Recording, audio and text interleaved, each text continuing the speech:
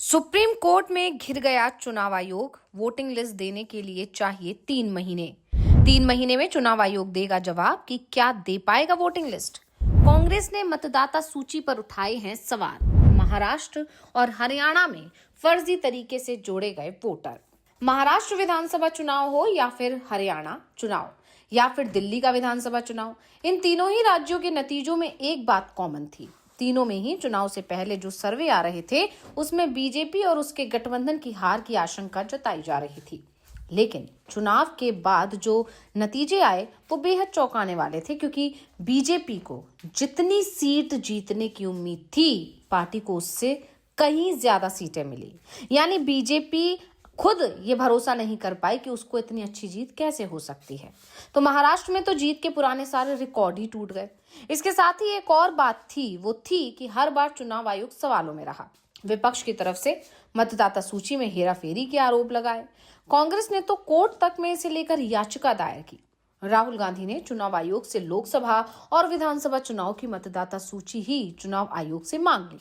उन मतदाताओं के नाम, फोटो और एड्रेस मांगे जिनके नाम जोड़े गए थे। और अब जब दिल्ली हाई कोर्ट में इस मामले की सुनवाई हुई तो कोर्ट ने चुनाव आयोग से सवाल कर दिया कि आखिर उसे राजनीतिक दल को मतदाता सूची देने में परेशानी क्या है। तो चुनाव आयोग ने जो जवाब दिया उससे वो खुद ही बुरी तरह से घिरता हुआ दिखाई दे रहा है। तो चुनाव आयोग के जवाब को लेकर ही आज हम अपनी स्पेशल रिपोर्ट में करने जा रहे हैं चर्चा, तो वीडियो को आखिर तक जरूर देखें। दिल्ली हाईकोर्ट को चुनाव आयोग यानी ईसीआई ने बताया कि वो 3 महीने में फैसला लेगा कि कांग्रेस सांसद रणदीप सुरजेवाला को मतदाता सूची देनी है या नहीं। सुरजेवाला ने आयोग से 2009 से 2024 के बीच हरियाणा और महाराष्ट्र में चुने हुए चुनावों की मतदाता सूची मांगी है। आयोग के पास ये मतदाता सूची हर समय तैयार रहती है, लेकिन इसके बावजूद आयोग बहाने बना रहा है। हरियाणा और महाराष्ट्र की मतदाता सूची में गड़बड़ी की काफी शिकायतें चुनाव के दौरान आई थी, लेकिन आयोग ने उन पर कोई ध्यान नहीं दिया। हाईकोर्ट में जस्टिस ज्योति सिंह ने ईसीआई के वकील की दलील को रिकॉर्ड किया, जिसमें वकील ने कहा कि चूंकि ये मामला 2009 से संबंधित है, इसलिए फौरन फैसला लेना संभव नहीं होगा। उन्होंने 3 महीने का समय मांगा। अब चुनाव आयोग का ये जो जवाब है वो कई सवाल खड़े कर रहा है। एक तरफ तो हाल ही में रिटायर हुए मुख्य चुनाव आयुक्त राजीव कुमार दावे कर रहे थे कि भारत का चुनाव आयोग दुनिया में सबसे ज्यादा आधुनिक तरीके से चुनाव कराता है। दुनिया में कहीं भी काउंटिंग इतनी तेजी से नहीं होती। 7 से 8 घंटों में 60 करोड़ से ज्यादा वोट गिन लिए गए, जबकि अमेरिका में तो 15 करोड़ वोटों की गिनती में ही 15 दिन लग गए थे। चुनाव आयोग को अपनी मशीनरी पर गर्व होता रहा है, लेकिन जब बात मतदाता सूची को देने की आ रही है तो चुनाव आयोग को 3 महीने का वक्त चाहिए, वो भी उस रिकॉर्ड को देने के लिए जो चुनाव आयोग के पास पहले से ही मौजूद है और पूरी तरह से तैयार भी है। ऐसे में चुनाव आयोग ने दिल्ली हाई कोर्ट में जो जवाब दिया उस पर कई तरह के सवाल खड़े हो गए हैं। वैसे दिल्ली हाई कोर्ट इस मामले में चुनाव आयोग को बड़ी राहत भी दे दी है। हाईकोर्ट ने कहा कि चुनाव आयोग ने 3 महीने का समय जवाब देने के लिए मांगा है, इसलिए कांग्रेस नेता रणदीप सुरजेवाला की याचिका पर अब चुनाव आयोग के जवाब के बाद ही आगे की कार्रवाई होगी। कांग्रेस नेता गुरदीप सप्पल ने इस घटनाक्रम पर टिप्पणी करते हुए कहा कि फाइल कॉपी पेस्ट करने के लिए 3 महीने और। उन्होंने आगे लिखा कि चुनाव आयोग ने हाईकोर्ट को कहा है कि कांग्रेस को वोटर लिस्ट का डेटा देने का फैसला वो 3 महीनों में करेगा। करीब 3 महीने पहले कांग्रेस ने 2009 से अब तक की हरियाणा और महाराष्ट्र की वोटर लिस्ट का डेटा मांगा था।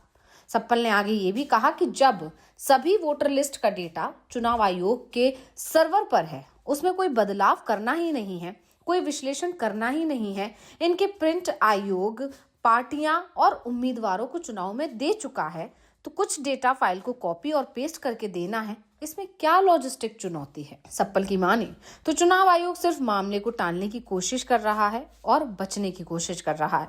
3 महीने में वो कोई ना कोई नई कानूनी प्रक्रिया का पेच फंसा सकता है, या फिर पंजाब हरियाणा हाईकोर्ट के फैसले के लिए जिस तरह से कानून बदल दिया गया वैसा ही कुछ इस बार भी हो सकता है। यानी एक बार फिर मोदी सरकार ढाल बनकर सामने आ जाएगी।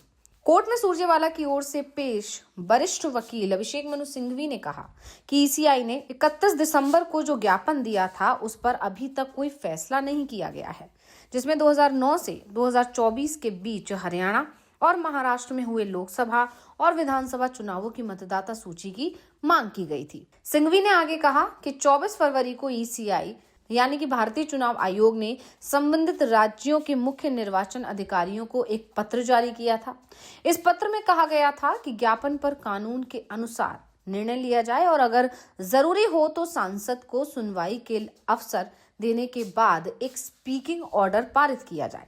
हालांकि उन्होंने ये भी कहा था कि प्रतिनिधित्व पर निर्णय लेने के लिए कोई समय सीमा तय नहीं की गई थी।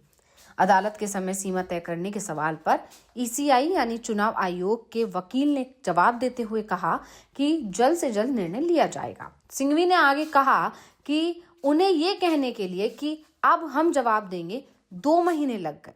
2 महीने में उन्होंने कहा कि अब हमें जवाब देने के लिए और समय चाहिए। यानी चुनाव आयोग एक तरह से सिर्फ मामले को टालने की कोशिश कर रहा है। वहीं सुरजेवाला की याचिका में ये कहा गया था कि ईसीआई से अपने कामकाज में पूरी पारदर्शिता की उम्मीद की जाती है। साथ ही चुनाव प्रक्रिया पर किसी भी स्तर पर, चाहे वो चुनाव से पहले, दौरान या फिर बाद में ही हो, सत्यापन और जवाबदेही के लिए तैयार रहना चाहिए। याचिका में कहा गया है कि इस प्रकार ये जरूरी है कि निर्वाचन आयोग राजनीतिक दलों को आयोग द्वारा एकत्र किए गए डेटा की जांच करने की अनुमति दे, ताकि ये तय किया जा सके कि चुनाव प्रक्रिया में कोई अनदेखी विसंगतियां नहीं है, यानी कि कोई खामी नहीं रही है। दरअसल हरियाणा और महाराष्ट्र चुनाव में वोटिंग के आंकड़ों को लेकर कई तरह के सवाल लगातार खड़े हो रहे हैं। हरियाणा चुनाव को लेकर वोट फॉर डेमोक्रेसी यानी BFD ने जो आंकड़े पेश किए उसके जवाब चुनाव आयोग नहीं दे पाया। रिपोर्ट में बताया गया कि हरियाणा में 5 अक्टूबर यानी मतदान के दिन शाम 7 बजे से मतगणना की पूर्व संध्या यानी 7 अक्टूबर शाम 8:45 तक मतदान का वोट प्रतिशत जो था वो 6.71% बढ़ाया गया। कुल मिलाकर 13 लाख वोट बढ़े, जिसका मतलब है कि हर विधानसभा सीट पर औसतन 15,000 वोटों की बढ़त हुई। मतगणना शुरू होने के 12 घंटे पहले तक कुल मतदान की तादाद में हुई इस बढ़ोतरी का चुनाव आयोग ने कोई समझ में आने वाला तर्क नहीं दिया। हैरानी की बात यह है कि चुनाव आयोग ने अभी तक ये नहीं बताया कि हरियाणा में कुल कितने वोट पड़े, सिर्फ मतदान का प्रतिशत ही बताया गया है। रिपोर्ट बताती है कि हरियाणा के पंचकुला और चरखी दादरी सहित कई जिलों में कुल वोटों की संख्या 10% से ज्यादा की बढ़ोतरी देखी गई, जहां बीजेपी करीबी मुकाबले में फंसी थी। इन इलाकों में बीजेपी को आश्चर्यजनक रूप से फायदा पहुंचा, वो मामूली अंतर से जीतने में सक्षम रही। रिपोर्ट बताती है कि इन 10 जिलों में बीजेपी को काफी कामयाबी मिली। वो यहाँ की 44 में से 37 सीटें जीतने में सफल रही, जबकि बाकी 12 जिलों में उसका प्रदर्शन बहुत खराब रहा, जहां वो 46 में से केवल 11 सीटें ही जीत सकी।